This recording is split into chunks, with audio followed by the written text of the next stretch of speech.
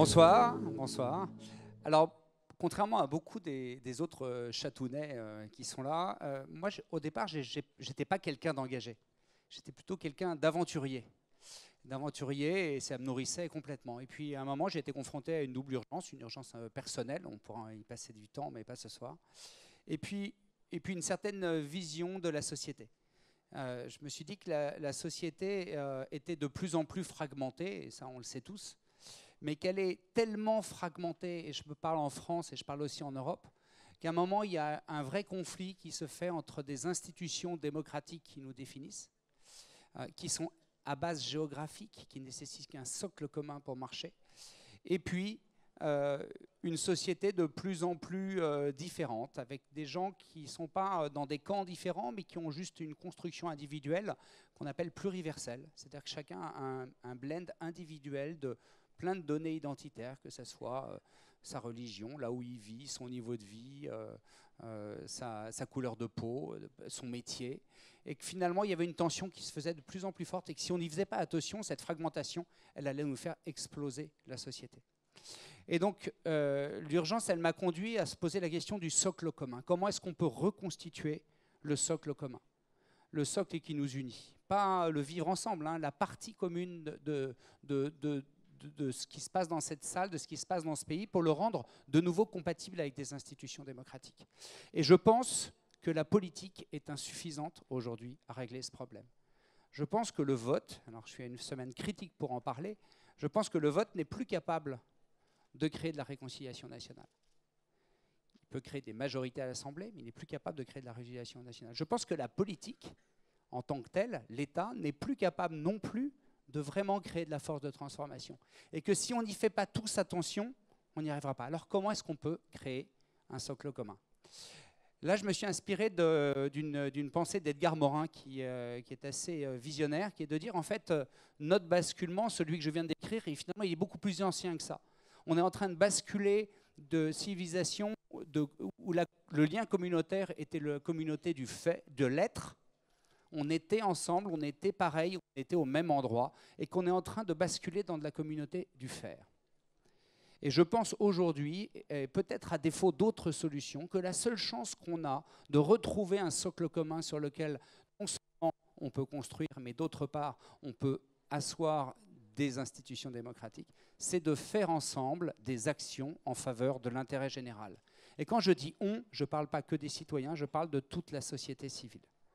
Je pense que c'est le moment où toute la société civile, et j'entends les associations, les citoyens, les entreprises, les institutions, les écoles, sont à un tournant où l'intérêt général commence à devenir prépondérant. Pas par vertu, pas parce que les gens considèrent que c'est bien de s'intéresser à l'intérêt général, mais parce qu'il y a un sous-jacent dans la société qui est la peur. Aujourd'hui, on a peur pour son marché, on a peur pour ses enfants, on a peur du transhumanisme, on a peur de l'intelligence artificielle. Bref, on a peur. Que cette peur, utilisée de façon électorale, peut nous emmener dans des situations catastrophiques, mais que cette peur est une force de mobilisation absolument gigantesque en faveur de l'intérêt général. Et sur ce pari-là, j'ai monté Make.org. Make.org, c'est toujours compliqué de résumer une entreprise en une phrase, mais c'est une plateforme de mobilisation de la société civile dans des actions de transformation du pays. Et ce n'est pas uniquement citoyen, c'est vraiment une plateforme de tous les acteurs de la société civile.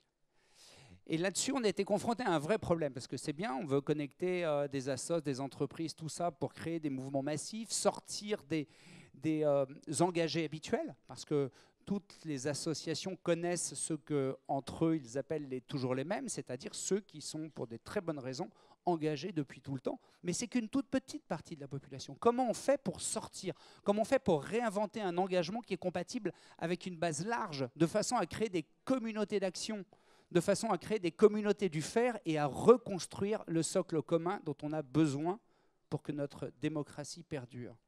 Alors on a eu une idée qui est de dire, eh ben, en fait, on va engager les gens de façon légère par du débat. Et là-dessus, on va pouvoir toucher beaucoup de gens. Et grâce à ça, on va les emmener vers des actions concrètes. Alors, pour faire ça, on fait des opérations qui, à chaque fois, vont couvrir tout le spectre. Alors, je vais vous en citer 2 ou 3. On a fait une opération où, avec les Échos et Facebook, on a fait contribuer 400 000 jeunes en 6 semaines au mois de décembre sur 6 grands projets de société.